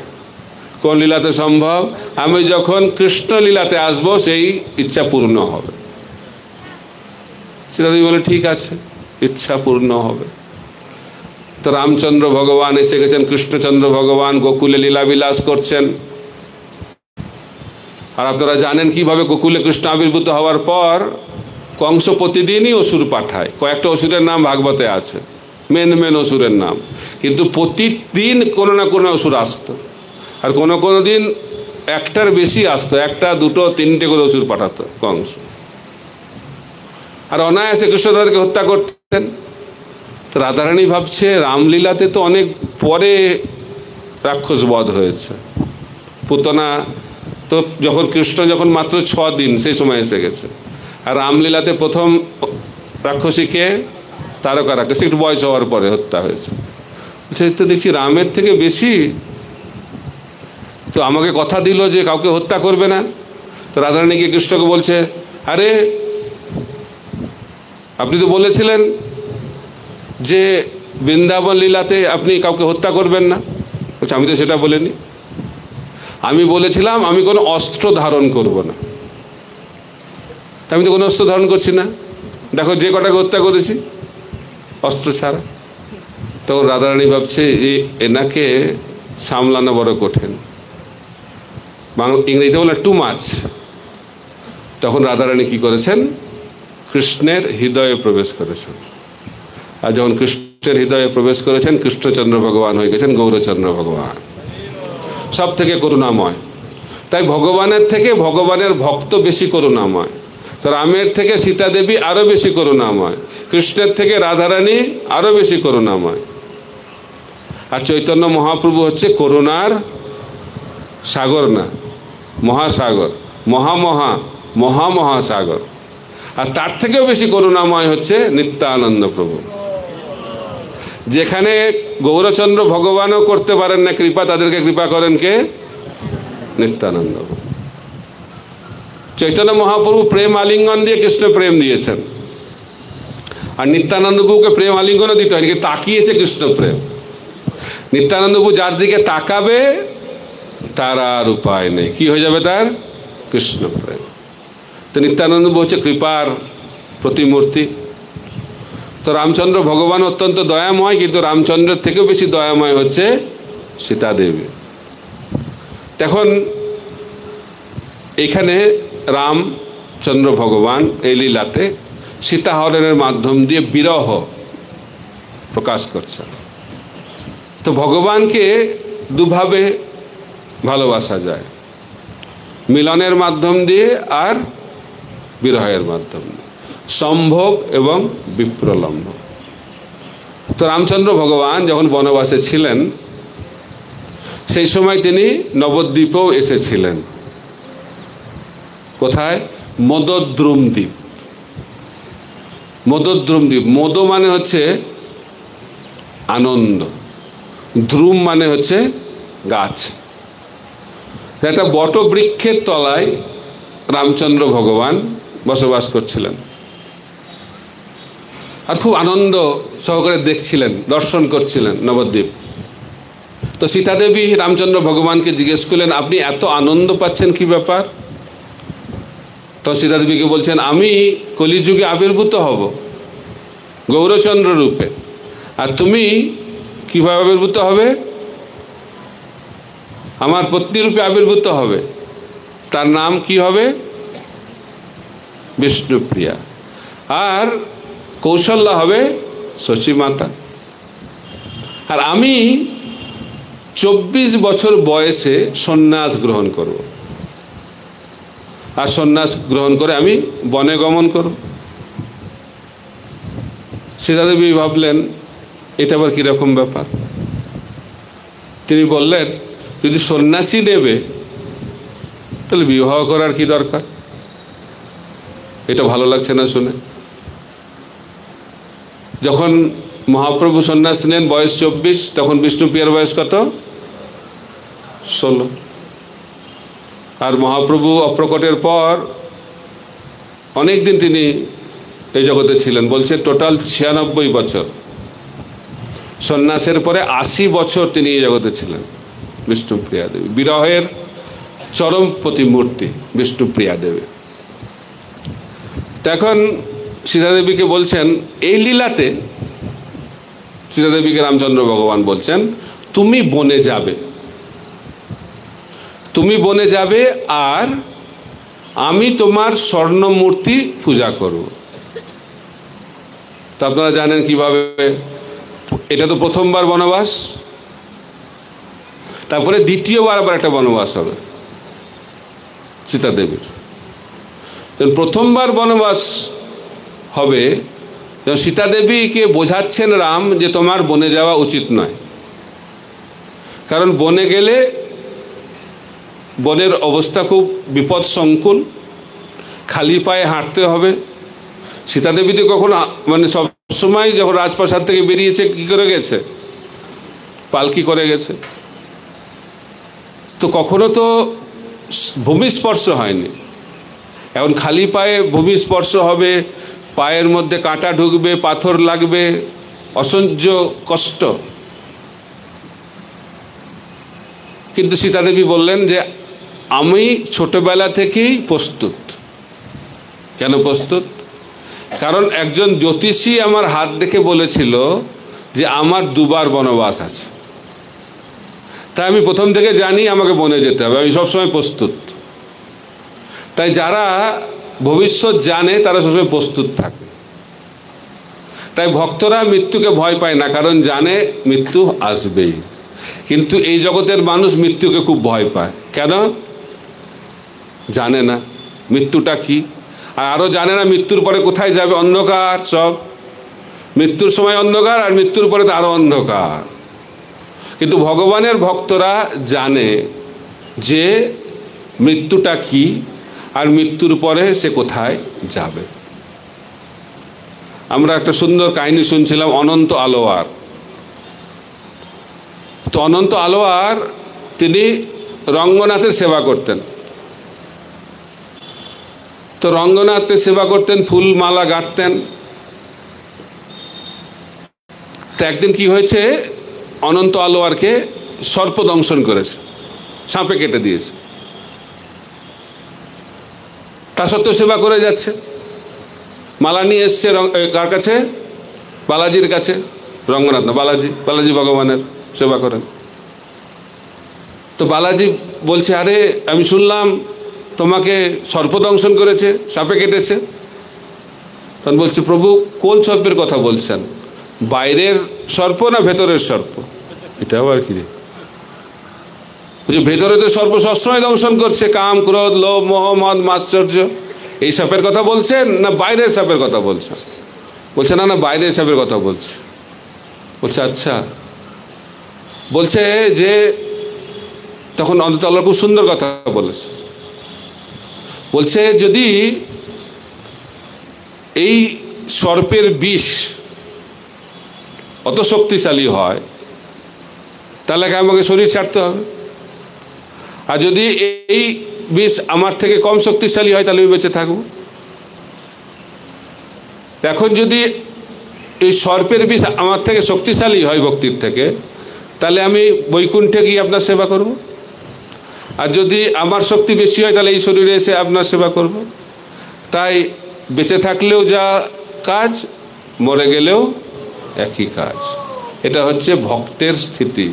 ভক্ত জানে বেঁচে থাকলেও ভগবানের সেবা, আর মরে গেলে ভগবত ধামে গিয়ে ভগবানের সেবা। এটা যে নিত্য ভাব, এই ভাব থাকলে কারো হৃদয়ে কোনো ভয় থাকবে না।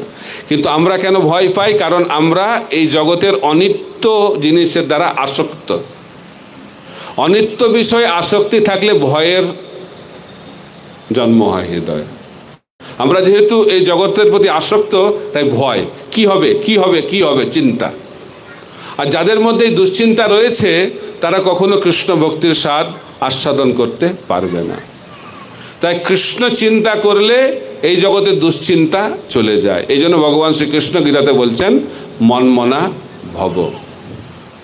তাই হনুমান ভগবানের সেবা করার জন্য গেছেন লঙ্কাতে, সীতাকে খুঁজে পেয়েছেন, লঙ্কাকে জ্বালিয়ে দিয়েছেন।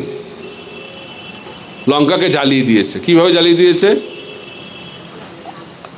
তার রাবণ চেষ্টা করছে কাকে জ্বালানোর জন্য? হনুমানকে জ্বালানোর জন্য। তো হনুমানের লেজে আগুন জ্বালিয়ে দিয়েছে। তখন কি হবে? গরম লাগবে না ঠান্ডা লাগবে? প্রচন্ড গরম লাগবে। আর এখন তো আপনারা আরো বুঝতে পারছেন কি গরম হবে। আরতির টাইম হয়ে গেছে, বলছে আরতির টাইম হয়ে গেছে। তো এখন গরম লাগছে, কিন্তু হনুমানের গরম লাগছে না। কেন? সীতাদেবী অগ্নিদেবকে প্রার্থনা করেছেন যেন হনুমানের কোনো অসুবিধা না হয়। তো সেই আগুনটা এয়ার কন্ডিশনের মতো হয়ে গেছে, খুব ঠান্ডা লাগছে হনুমানের। তাই ভগবানের যারা শরণাগত ভক্ত, এই জগতের কোনো বিপদ তাকে স্পর্শ করতে পারবে না। প্রহ্লাদেরও তাই হয়েছিল। তো হনুমান ভাবছে যে আগুন যখন লাগিয়েছে সেটাকে সেবাতে লাগানো উচিত, রামের সেবাতে। তো কি করছে? পুরো লঙ্কাকে জ্বালিয়ে দিয়েছে। কি ক্ষমতা! বলছে হনুমান বলছে রাবণকে, দেখেছেন আমি হচ্ছি রাবণের একটা নগণ্য সেবক, তার এরকম ক্ষমতা। রাম এলে কি হবে আপনার?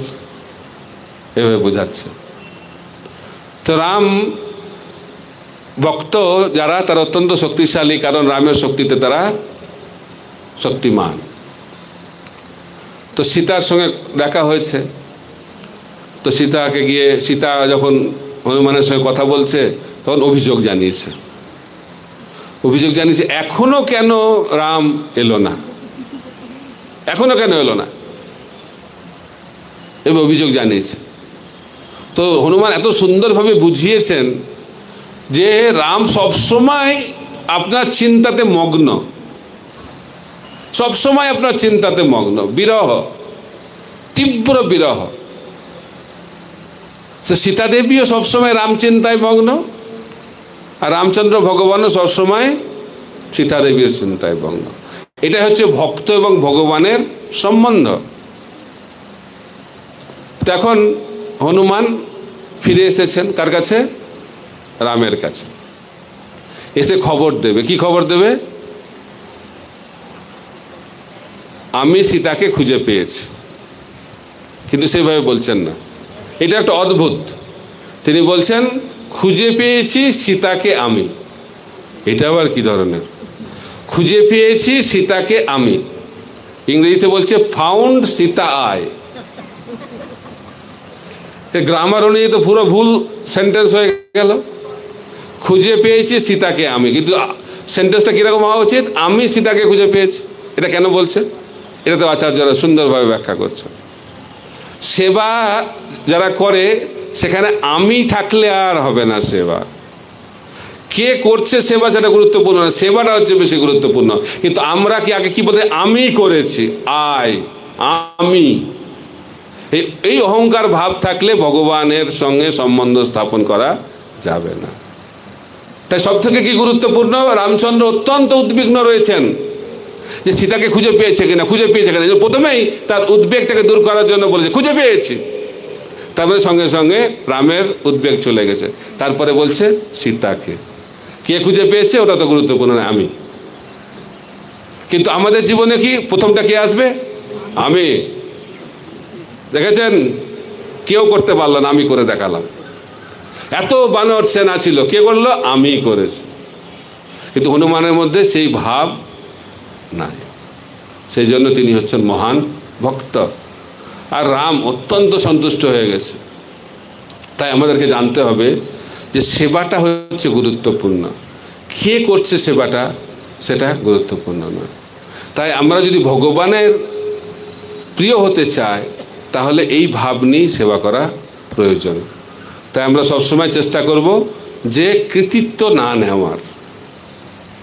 ছিল প্রভুপাদকে যখনই বলতো, প্রভুপাদ আপনি এত কিছু করেছেন, প্রভুপাদ বলতেন আমি কিচ্ছু করিনি, যা কিছু হয়েছে কিভাবে হয়েছে, গুরুদেবের কৃপাতে এবং আমার শিষ্যদের কঠোর পরিশ্রমের ফল। তিনি কৃতিত্ব সবসময় গুরুদেবকে দিতেন এবং তার শিষ্যদেরকে দিতেন। এটাই হচ্ছে যথার্থ ভক্তের লক্ষণ। তাই আমাদের যদি যথার্থ শিষ্য হতে হয়, যথার্থ সেবক হতে হয়, তাহলে গুরুদেবের হৃদয়টাকে বুঝতে হবে। হনুমান গুরুদেবের হৃদয় অর্থাৎ তার প্রভুর হৃদয়, রামের হৃদয়কে বুঝতে পেরেছিলেন। আমি কিছুদিন আগে একটা সুন্দর কাহিনী ব্যাখ্যা করছিলাম, আপনাদের কাছে বলতে চাই। ছিল ভক্তি সিদ্ধান্ত সরস্বতী ঠাকুর প্রভুপাদ, তিনি ওনার গুরুদেবের একমাত্র শিষ্য। ছিল ভক্তি সিদ্ধান্ত সরস্বতী ঠাকুর প্রভুপাদের গুরুদেব হচ্ছেন গৌরকিশোর দাস বাবাজি মহারাজ, একমাত্র শিষ্য ছিল প্রভুপাদ ভক্তি সিদ্ধান্ত সরস্বতী ঠাকুর। ওনাকে 3টে নির্দেশ দিয়েছিলেন। প্রথম নির্দেশ, কোনো শিষ্য বানাবে না। 2 নম্বর নির্দেশ, কোনো জড়জাগতিক লোকেদের সঙ্গে মেলামেশা করবে না। 3 নম্বর, কলকাতা কখনো যাবে না। এবার কি রে বাবা। আর ছিল সরস্বতী ঠাকুর প্রভু বলছেন, আমি আমার গুরুদেবের এই 3টে নির্দেশ যথার্থভাবে পালন করেছি। ভক্তরা বলছে সত্যি নাকি? আমরা জানি কিভাবে ছিল সরস্বতী ঠাকুর প্রভুপাদের হাজার হাজার শিষ্য। ছিল সরস্বতী ঠাকুর প্রভুপাদ এই জগতের সমস্ত উচ্চবিত্ত মানুষদের সঙ্গে সবসময় মেলামেশা করতেন। আর ওনার প্রিচিং হেডকোয়ার্টার ছিল কলকাতা। তাহলে কি করে তিনি 3টে নির্দেশ পালন করলেন? তাই শব্দ দিয়ে নির্দেশকে বোঝা যাবে না, সে নির্দেশের ভাবটাকে বুঝতে হবে। ঠিক যেভাবে আমরা কালকে আলোচনা করছিলাম যে লক্ষণ ছিল ভাবজ্ঞ, লক্ষণ জানতেন রাম কি চায়, ঠিক একইভাবে সরস্বতী ঠাকুর প্রভুপাদ জানতেন যে ওনার গুরুদেব গৌরকিশোর দাস বাবাজি কি চান। তাই তিনি বলছেন, সরস্বতী ঠাকুর প্রভুপাদ বলছেন, আমি কোনো শিষ্য বানাইনি, আপনারা হচ্ছেন সব আমার গুরুদেবের প্রতিনিধি। তাই শিষ্যরা যখন প্রণাম করতে আসতেন তিনি বলতেন, দাস অস্মিন, আমি আপনাদের দাস। শিষ্যদেরকে আপনি বলে কথা বলতেন। এটা হচ্ছে সরস্বতী ঠাকুর প্রভুপাদের স্থিতি। তাই তিনি কোনো শিষ্য বানাননি, সত্য। তিনি বলছেন, আমি কোনো জড়জাগতিক যোগের সঙ্গ করিনি, কারণ সঙ্গ মানে তাদের কাছ থেকে কিছু নেওয়া। বলছে আমি কারো কাছ থেকে কিছু নিইনি, আমি সবাইকে কৃষ্ণ ভক্তি দিয়েছি। তাই সরস্বতী ঠাকুর প্রভুপাদ তার গুরুদেবের নির্দেশ পালন করেছেন। আর বলছে আমি কখনো কলকাতাতে যাইনি। কিরে বাবা, আমি সব সময় বাগবাজার গৌরীয় মঠে গিয়েছি, যেটি হচ্ছে বৈকুণ্ঠ। এইভাবে সরস্বতী ঠাকুর প্রভুপাদ দেখাচ্ছেন গুরুদেবের নির্দেশ কিভাবে পালন করতে হয়। ঠিকভাবে পালন করতে গেলে ভাবটাকে বুঝতে হবে। তাই হনুমান রামের হৃদয়ের ভাবটা জানেন এবং সেই ভাব অনুযায়ী তিনি সেবা করে থাকেন। আর টাইম হয়ে এলো নাকি? চলছে? প্রশ্নোত্তর হবে। তো হনুমান একটু বলে দিই কীভাবে সেতু বন্ধন হলো। সেতু বন্ধনটা না বললে রামায়ণ পূর্ণ হয় না। সেতু বন্ধন, তারপর রাম সীতার মিলন তো হবেই। অলরেডি তো খবর পেয়ে গেছে রাম যে সীতা কোথায় আছে, তো অলরেডি মিলন হয়ে গেছে। এখন যুদ্ধে যাবে, তো কি করে পার হবে? এখন তো প্লেনে করে চলে যাবে, প্লেন ছিল না। হাজার হাজার লক্ষ লক্ষ বানর সেনা, কিভাবে যাবে? তো রামচন্দ্র ভগবান তো অত্যন্ত ক্রোধান্বিত হয়েছেন এবং সমুদ্রকে তীরবিদ্ধ করে বলছে পুরো সমুদ্রকে শুকিয়ে দেব। তখন সমুদ্রদেবী বলছে না না, এটা করলে ভালো হবে না, তা আপনি সেতু বন্ধন করুন। সেতু বন্ধন, তো পাথর দিয়ে সেতু হবে, পিলার তো তোলা যাবে না, তো টাইম নাই। তো পাথর নিয়ে এসেছে ভক্তরা, হনুমান থেকে শুরু করে সবাই পাথর ফেলছে, আর পাথরগুলো ভাসছে। সে পাথর দেখেছেন, এখনো আছে রামেশ্বরমে, যদি যাবেন দেখতে পাবেন পাথর জলে ভাসছে। পাথর জলে ভাসে নাকি? পাথর কোথায় যায়? জলে ডুবে যায়। তো প্রভুপাদ বলছেন যখন ভগবান কার্য করে, এই জগতের যে মধ্যাকর্ষণ শক্তি আর কাজ করে না। বোঝা যাচ্ছে? তাই ভগবান এই সমস্ত নিয়মের অতীত। এই জন্য ভগবান হচ্ছেন ত্রিগুণাতীত। তাই ভগবানের লীলা হচ্ছে ত্রিগুণাতীত। জন্ম কর্ম চমে দিব্যম। তো একদিন কি হয়েছে, হনুমান দেখছে যে রাম ভাবছে যে আমার নাম লিখছে আর পাথর জলে ফেলছে আর পাথর ভাসছে, তাহলে আমি দেখি তো কি করি। তো রাত্রিবেলায় রাম পাথর ফেলছে জলে, ভাবছে ভাসবে, ডুবে যাচ্ছে, আর হনুমান মিচকি মিচকি হাসছে। তো এই লীলার মাধ্যম দিয়ে আমরা কি শিক্ষা পাই? ভগবানের নাম ভগবানের থেকে শক্তিশালী।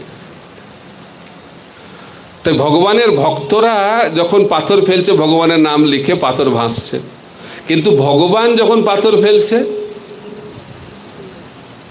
তার কি অবস্থা? ভাসছে না। কিন্তু এটা আসল কারণ নয়। ভগবান পাথর ফেলছেন, অর্থাৎ পাথর ভগবান থেকে আলাদা হয়ে গেল, তাহলে ডুবতে হবে তাকে। কিন্তু এই পাথরগুলো ভগবানের নামের আশ্রয়কে গ্রহণ করেছেন, আর যারা ভগবানের নাম, ভগবানকে আশ্রয় গ্রহণ করবে, ভগবানের আশ্রয় গ্রহণ করবে, তারা বেঁচে থাকবে। আর যারা ভগবান থেকে দূরে চলে যাবে, তারা ডুবে মরবে। তাই আমরা এই জগতে ডুবে মরছি কেন? কারণ আমাদেরকে ভগবান ছুঁড়ে ফেলেছে জলে, ভবসাগরে। তাই আমরা যদি ভগবানের আশ্রয় গ্রহণ করি, ভগবানের নামের আশ্রয় গ্রহণ করি, তাহলে আবার ভেসে উঠব। হরে কৃষ্ণ কৃষ্ণ কৃষ্ণ হরে হরে, হরে রাম রাম রাম হরে হরে। তাই ভগবানের ভক্তরা হচ্ছে ভগবানের থেকেও বেশি দয়ালু, এবং কিছু কিছু ক্ষেত্রে দেখা যাচ্ছে ভগবানের থেকেও বেশি শক্তি প্রকাশ করছে। এখন ভগবানের নাম হচ্ছে ভগবানের থেকেও শ্রেষ্ঠ, এটাই শাস্ত্র সিদ্ধান্ত। তাই কলিযুগে চৈতন্য মহাপ্রভু আমাদেরকে শিক্ষা দিচ্ছেন যে আমরা যদি ভগবানকে লাভ করতে চাই, তাহলে ভগবানের দিব্য নাম হরে কৃষ্ণ মহামন্ত্র জপ কীর্তন করতে হবে। তাই বলে আমি রামায়ণের কথা সমাপ্ত করছি। হরে কৃষ্ণ কৃষ্ণ কৃষ্ণ হরে হরে, হরে রাম রাম রাম হরে হরে। रामचंद्र भगवान की जय। समवेत गौर भक्तबिंद की जय। निताय गौर प्रेमानंदे। हरि हरि बोल। हरे कृष्ण। भक्ति महाराज की हरे कृष्ण। शांति। श्रीमद् भागवते द्वादश स्कंदे 13 अध्याय 23 নম্বর শ্লোক, 18,000 শ্লোকের অন্তিম শ্লোক। তো শাস্ত্রে বলা হয়েছে যে ভাগবত হচ্ছে কল্পবৃক্ষরূপী বৈদিক সাহিত্যের সুপক্ষ ফল। সেই ফলের যে নির্যাস সেইটা হচ্ছে হরিনাম। একদম অন্তিম শ্লোকে বলা হলো। তো মহারাজ এত সুন্দরভাবে শুরু থেকে শেষ পর্যন্ত নিয়ে আসলেন, শেষে হরিনাম দিয়ে শেষ হলো। কালকে প্রভু লাস্টে গান গাইছিলেন, কি যেন গাইছিলেন, রাম রামকে ঘিরে মতি। তো শ্রীল প্রভুপাদের কৃপায় আমরা সৌভাগ্য অর্জন করেছি এই নাম আমরা আমাদের মুখ দিয়ে জপ করতে পারছি, নামকে আশ্রয় করতে পারছি ইত্যাদি। আমার মনে হয় যে মহারাজ আমাদেরকে অনেক কিছু ঠকিয়েছে।